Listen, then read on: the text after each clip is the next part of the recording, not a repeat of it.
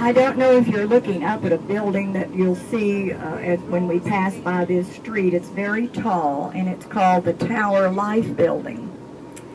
And those rain spouts have faces of gargoyles, and all around the base are the ugly faces of gargoyles. Two men were responsible for financing the building of that tower, a Mr. Young and a Mr. Smith. The reason they put the gargoyles there, and I don't know if you'll be able to see them from this point or not, as you look at the building, no, you can't.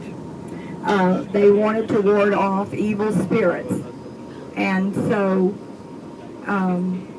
they thought they were just doing great because they built it, finished it, they started, I guess, in 1926.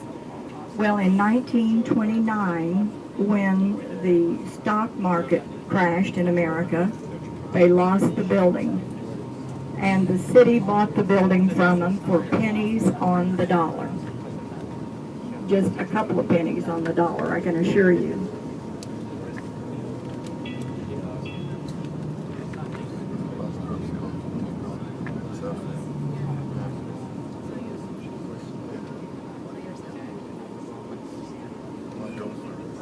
Where I'm pointing to the corner here, the gray building, that was our San Antonio library many years ago for a number of years. It is being remodeled, and one of our former governors, Dolph Briscoe, and his late wife, Janie, has bequeathed a lot of fabulous Western paintings here, Western art, and it's going to open up as a Western art museum. Now, the building, the hotel that I was telling you all about a minute ago, this is the Hilton that we're passing by right now that was built in the 220 working days. I was telling them how it was constructed while you were looking for the young man.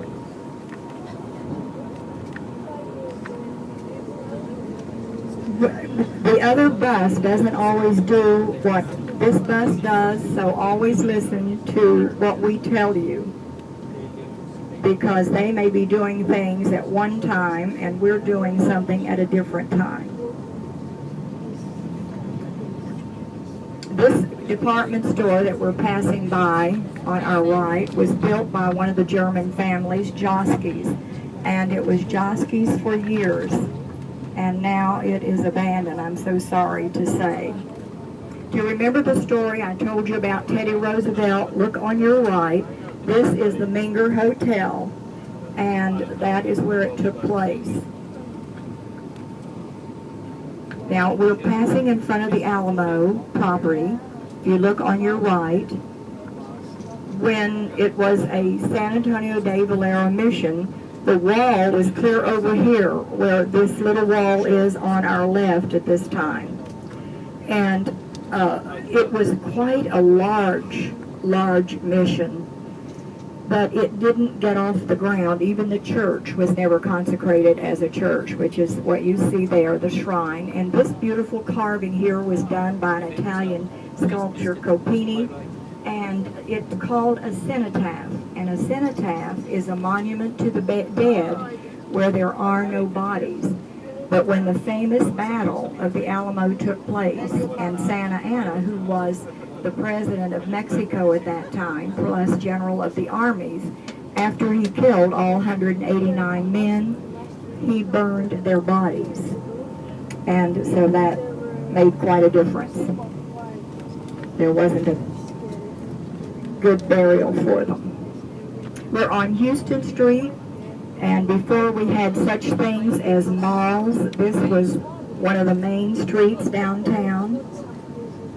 I've seen it one way east, one way west, wider than this, more narrow than this. It sure has changed over the years, I can tell you now.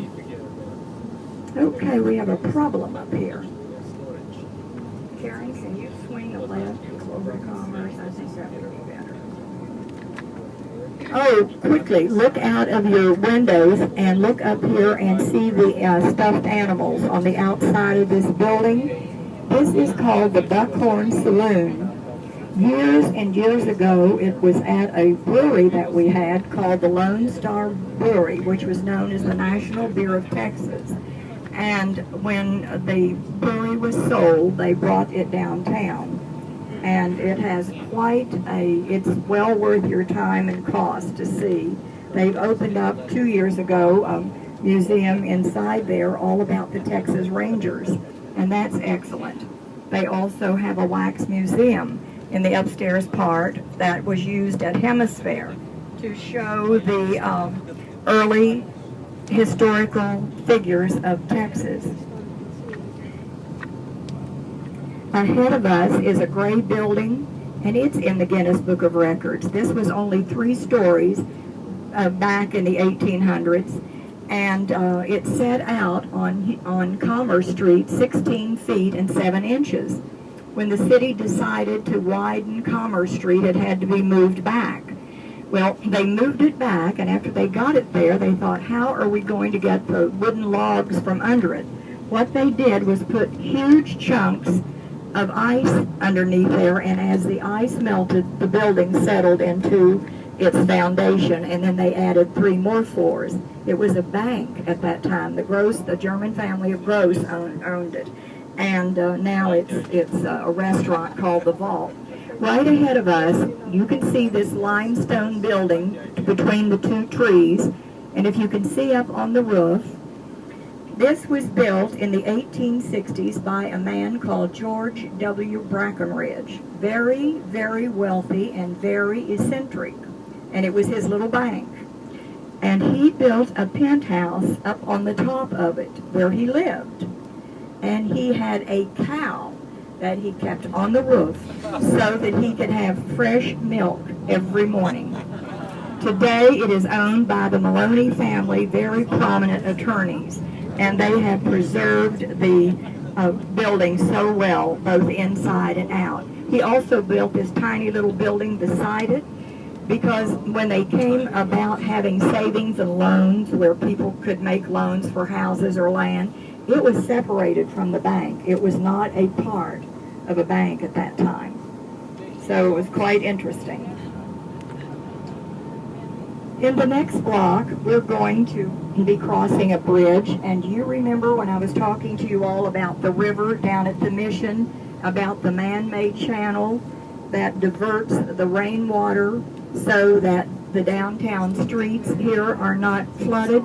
And it's so hard for people to see that little river and think, you've got to be kidding. But in 1921 and 1929, there was 5 feet of water in these streets, and 50 people drowned in 1921. There's our little river, and that was the man-made channel.